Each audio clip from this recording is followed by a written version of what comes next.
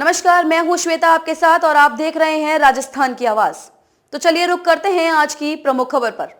नेताजी सुभाष चंद्र बोस के सपनों का भारत विचार गोष्ठी कार्यक्रम का हुआ आयोजन। राष्ट्रीय अध्यक्ष लुम्बाराम मेघवाल ने युवा पीढ़ी में जगाया राष्ट्रभक्ति का जज्बा। पोसालिया कस्बे में आदर्श राजकीय उच्च माध्यमिक विद्यालय पोसालिया अखिल भारतीय भारत रत्न नेताजी सुभाष चंद्र बोस राष्ट्रीय सेवा समिति एवं केंद्र सरकार व राज्य सरकार के संयुक्त तत्वाधान में स्वामी विवेकानंद एवं नेताजी सुभाष जयंती समारोह 2024 के जनहित जन कल्याणकारी राष्ट्रीय साप्ताहिक रचनात्मक कार्यक्रमों के अंतर्गत आज दिनांक 18/1/2024 को आदर्श विद्या मंदिर माध्यमिक विद्यालय पोसलिया में प्रातः 11:30 बजे नेताजी सुभाष चंद्र बोस के सपनों का भारत पर विचार गोष्ठी कार्यक्रम का आयोजन किया गया। नेताजी फाउंडेशन के राष्ट्रीय अध्यक्ष एवं कार्यक्रम प्रभारी अधिकारी लुम्बाराम मेघवाल ने बताया कि इस राष्ट्रीय कार्यक्रम के मुख्य अतिथि के रूप में नेताजी फाउंडेशन के राष्ट्रीय अध्यक्ष लुम्बाराम मेघवाल, कार्यक्रम की अध्यक्षता के रूप में आदर्श विद्या मंदिर के संस्था प्रधान गोविंद सिंह चौहान मंच पर मौजूद थे।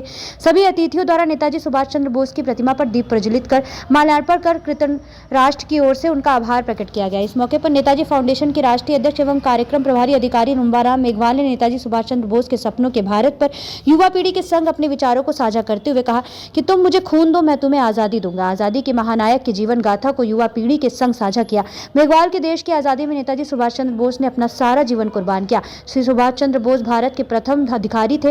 वह राष्ट्र हित में जैसे ऊंचे पदों को त्याग कर देश की आजादी में कूद पड़े। नेताजी सुभाष ने Germany, Japan, Singapore, Hong Kong, Tokyo, Berlin, Rangoon में एक संघन अभियान चलाकर जर्मनी में हिटलर से मिलकर उनसे मित्रता कर आजाद हिंद फौज का गठन किया। श्री नेताजी ने रंगून में 80,000 आजाद हिंदू फौज के सैनिकों में एक क्रांतिकारी एवं जोशीला नारा दिया, तुम मुझे खून दो, मैं तुम्हें आजादी दूंगा। इस नारे पर हजारों सैनिकों ने अपनी अंगुली काट कर खून देना प्रारंभ किया। इस प्रकार नेताजी अति प्रभावित हुए और सैनिकों को कहा कि आप इस पर खून हस्ताक्षर करो और शपथ ग्रहण करो कि भारत को आजाद हम करा कर रहेंगे। इस प्रकार देश की आजादी में नेताजी का अविस्मरणीय योगदान रहा और हिंदुस्तान से ब्रिटिश हुकूमत को भागने हेतु मजबूर कर दिया। इस प्रकार नेताजी के त्याग, वीरता का बहादुरी से आज हम आजाद हैं। आजादी के अमृत महोत्सव पर राष्ट्रीय अध्यक्ष मेघवाल ने कहा कि नेताजी का एक सपना था अखंड भारत की कामना। चूंकि आज हमारा भारत सर्वाधिक गंभीर चुनौतियों का सामना कर रहा है और वह यह समय है जब हमें सिद्ध करना है कि हम सब एक हैं। हमारा एक निश्चित लक्ष्य है राष्ट्र को ताकतवर बनाना और यही नेताजी का सपना था। हमारा राष्ट्र बलशाली बने। इसी के साथ राष्ट्रीय अध्यक्ष मेघवाल ने युवा पीढ़ी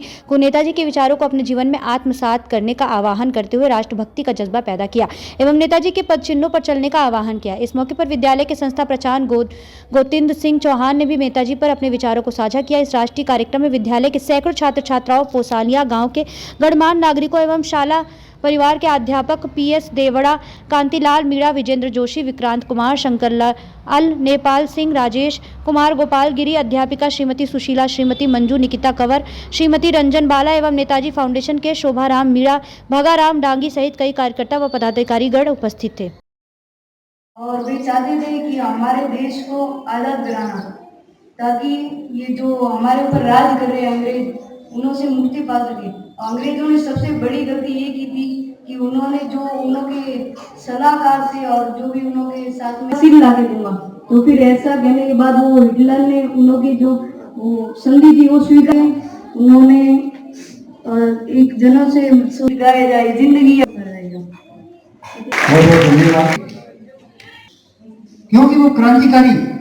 उस समय दो दल थे अपने देश में, दो दल थे, गरम दल और अपने बीच में पधारे प्रवीण सिंह जी राव, मीडिया कर्मी युगल जी। खबरों में अब तक के लिए बस इतना ही। फिर होगी आपसे मुलाकात ऐसी ही किसी बड़ी खबर के साथ। तब तक के लिए नमस्कार और देखते रहिए राजस्थान की आवाज।